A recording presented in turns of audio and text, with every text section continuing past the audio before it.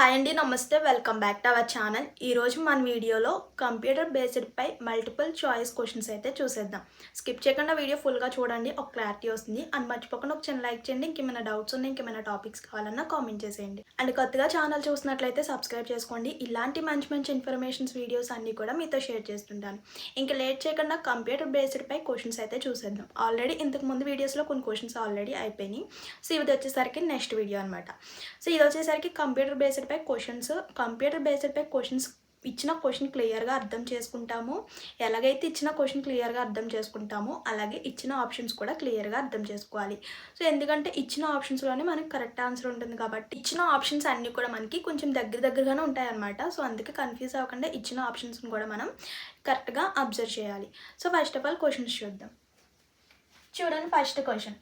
Keyboard, mouse, joystick are example of output or input. Output డివైజా లేదా input డివైజా అని అడుగుతాడు. ఇక్కడ ఏమి ఇచ్చాడు మనకి? కీబోర్డ్ ఇచ్చాడు, మౌస్ ఇచ్చాడు అండ్ జాయ్స్టిక్ ఇచ్చాడు.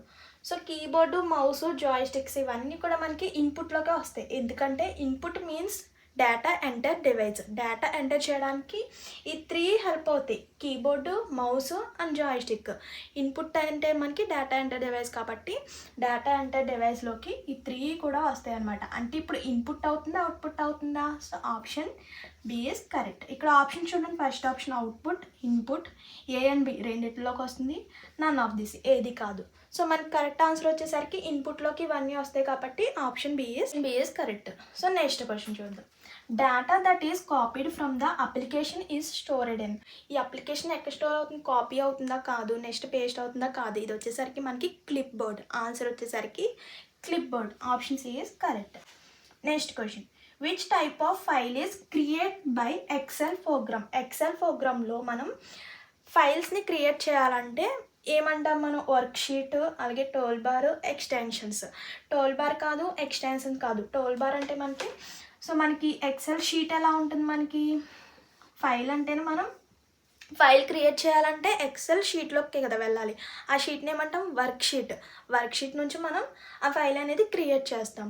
ఈ టోల్ బార్, ఎక్స్టెన్షన్స్ ఇవన్నీ కూడా అందులో ఉన్న లాజిక్స్ అనమాట, అందులో ఉన్న ఫార్ములాస్ టైప్ అనమాట. ఇవన్నీ కూడా టోల్ బార్, ఎక్స్టెన్షన్స్ ఇవన్నీ కూడా. సో మనం ఫైల్ని క్రియేట్ చేయడానికి ఏంటి అని అడుగుతున్నారు. ఎక్సెల్ ప్రోగ్రాంలో ఫైల్ క్రియేట్ చేయడం అంటే మనం వర్క్ షీట్లో ఫైల్ అనేది క్రియేట్ చేస్తాం. Work sheet file.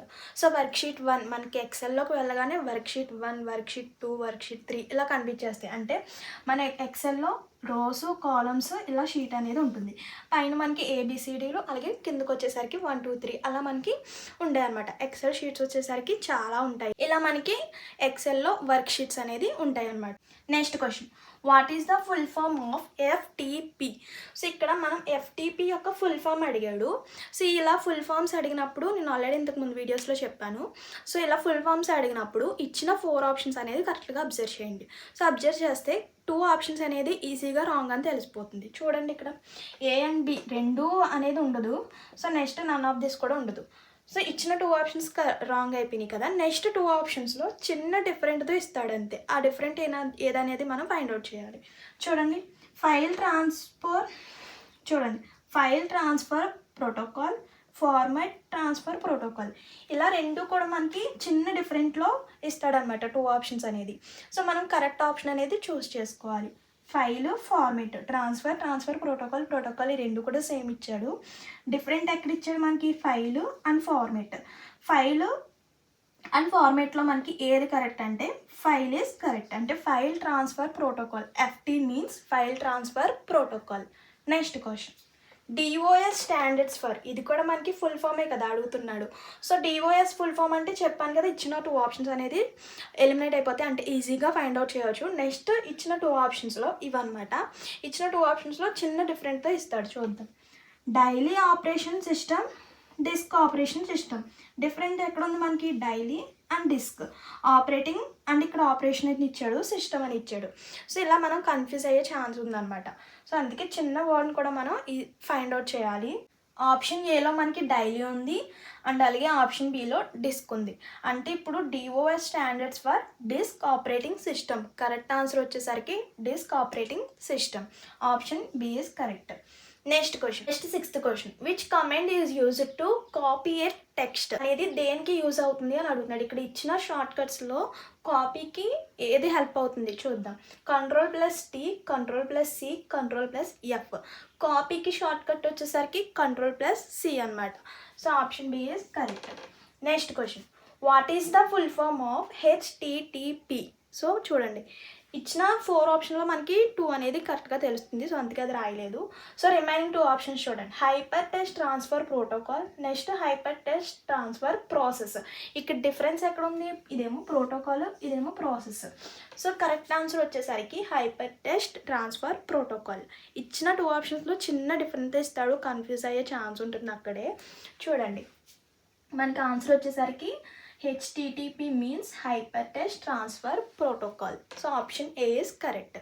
Next question full form of CD. ఇక్కడ కూడా మనకి ఫుల్ ఫామ్ అడిగాడు. CD యొక్క ఫుల్ ఫామ్ రెండు కూడా కొంచెం డిఫరెంట్గానే ఇచ్చాడు. కంపాక్ట్ అలాగే కంపోస్ట్, కంపాక్ట్ డిస్క్ అలాగే కంపోస్ట్ డివైస్ అని ఇచ్చాడు. So CD means compact disc. Option A is correct. Next question the main memory of computer is also known as primary and secondary internal. ఇచ్చిన 3 ఆప్షన్స్ చూసారు కదా, primary మెమొరియా లేకపోతే సెకండరీయా and internal అని అడుగుతున్నాడు. So main memory of computer is also known as primary memory. So option A is correct. Next question email standards for. Emails అంటే మనకి చాలామంది అనుకుంటారు ఎగ్జిట్ ఈమెయిల్ అంటారు, లేకపోతే మెయిల్ని ఎంటర్ చేస్తాం కాబట్టి ఎంటర్ మెయిల్ అనుకోవచ్చు. కానీ ఆన్సర్ వచ్చేసరికి electronic mail. Email standards for electronic mail అనమాట. సో ఇలా మనకి కంప్యూటర్ బేస్డ్ పై క్వశ్చన్స్ అయితే ఇలా ఉంటాయి. నెక్స్ట్ వీడియోలో రిమైనింగ్ కంప్యూటర్ బేస్డ్ పై క్వశ్చన్స్ అలాగే షార్ట్ కట్స్ని కూడా షేర్ చేస్తున్నాను. ఆ లోపల మన ఛానల్ ఫాలో అవుతుండండి. మర్చిపోదు వెళ్ళే ముందు చిన్న లైక్ చేయండి. ఇంకేమైనా డౌట్స్ ఉన్నా, ఇంకేమైనా టాపిక్స్ కావాలన్నా కామెంట్ చేసేయండి. See you to next video. Thank you for watching. Please do like, share and subscribe. Bye bye.